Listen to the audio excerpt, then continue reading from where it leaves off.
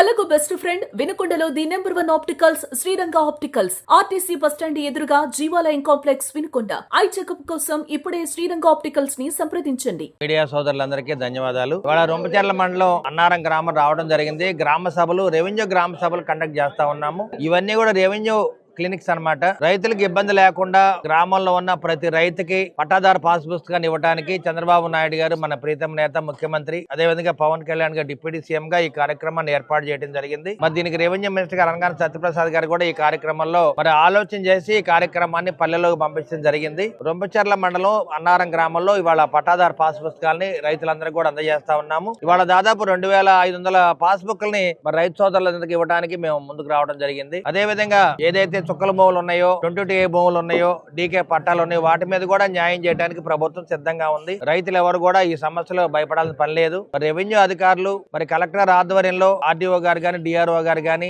ఎంఆర్ఓలు ఇద్దరు కూడా మరి ఈ కార్యక్రమాలు ముందుండి రైతుకి ఇబ్బంది లేకుండా ఎక్కువ కాలం ఏ పాస్ పుస్తకం కూడా రెవెన్యూ అనేది సమస్యలు పెండింగ్ లేకుండా పరిష్కారం చేయమని చంద్రబాబు నాయుడు గారు చెప్తా ఉన్నారు. కాబట్టి మరి గడిచిన 5 ఏళ్లుగా మనం పడిన ఇబ్బందులు అన్ని కూడా మర్చిపోయి ఇప్పుడు రైతు సోదరులందరూ కూడా చాలా సంతోషంగా మరి చక్కగా నవ్వుతోటి మరి పాస్ పుస్తకాలు తీసుకొని చంద్రబాబు నాయుడు గారికి, పవన్ కళ్యాణ్ కి మనం అందరం కూడా కృతజ్ఞతలు తెలియజేయాలి. అదే విధంగా రైతులు బాగుండాలనే ఆలోచనతోటి అన్నదాత సుఖీబాబు కూడా మరి 2 విడతలుగా 14,000 వేయడం జరిగింది. రైతులు బాగుండాలని చెప్పి వాళ్ళ పిల్లల్ని చదివించడానికి తల్లికి వందనం కూడా ఏర్పాటు చేయడం జరిగింది. అదేవిధంగా ఎన్టీఆర్ భరోసా కూడా ఇవ్వడం జరుగుతుంది. కాబట్టి మరి వాళ్ళ అన్నారం గ్రామం అంటే ఉమ్మడి కూటమికి గుండెకాయ వంటిది. మరి నాయకులు అందరూ కూడా బాగా హుషారుగా పనిచేస్తూ ఉంటారు. కాబట్టి వాళ్ళ ఈ కార్యక్రమాన్ని మరి దాదాపు 1000 మంది కూడా హాజరవడం జరిగింది. ఇది రికార్డు బ్రేక్ అన్నమాట.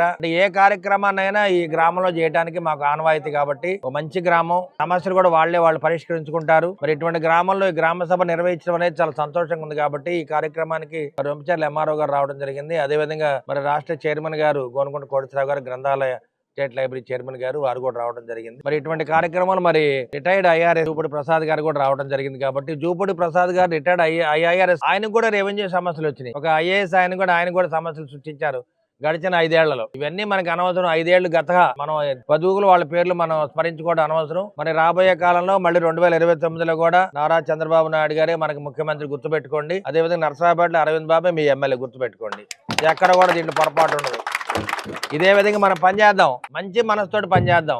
చిన్న సమస్యలు ఎవరికైనా ఉంటే ఒకటి ముందు వెళ్తుంటే కూడా వెనకబడతాం, తప్పదు. అందుకని మనం ముందు పోయి కాళ్ళు పడి లాగకూడదు. ఇద్దరు సమానంగా వెళ్ళాలి. ఆ విధంగా మనం ప్రయాణం చేయాలి. అదేవిధంగా మీడియా సోదరులు కూడా సరైన సమాచారం సేకరించండి, సరైన విశ్లేషణ చేయండి. ప్రభుత్వం ఏ విధంగా పనిచేస్తుంది దాని మీద మీరు వార్తలు రాయండి. ఎందుకంటే ఈ విధంగా గ్రామ సమస్యలు పెట్టి, మన రెవెన్యూ క్లినిక్స్ పెట్టి సమస్యలు పరిష్కారం చేయడానికి ఇవన్నీ కూడా చేస్తున్నాం. కాబట్టి మరి మీడియా సోదరులందరూ కూడా దీన్ని ప్రజల్లో తీసుకెళ్లాలి, ప్రజలకి అందుబాటులో ఉండాలి, ప్రజలకు మేలు చేయాలని చెప్పి ఈ రెవెన్యూ క్లినిక్స్ పెట్టడం జరిగింది. మరి ఈ కార్యక్రమాన్ని ఘనంగా విజయవంతం చేసిన అన్నారం గ్రామ ప్రజలందరూ కూడా మరొకసారి శిరస్సు వంచి నమస్కారాలు తెలియజేస్తున్నారు.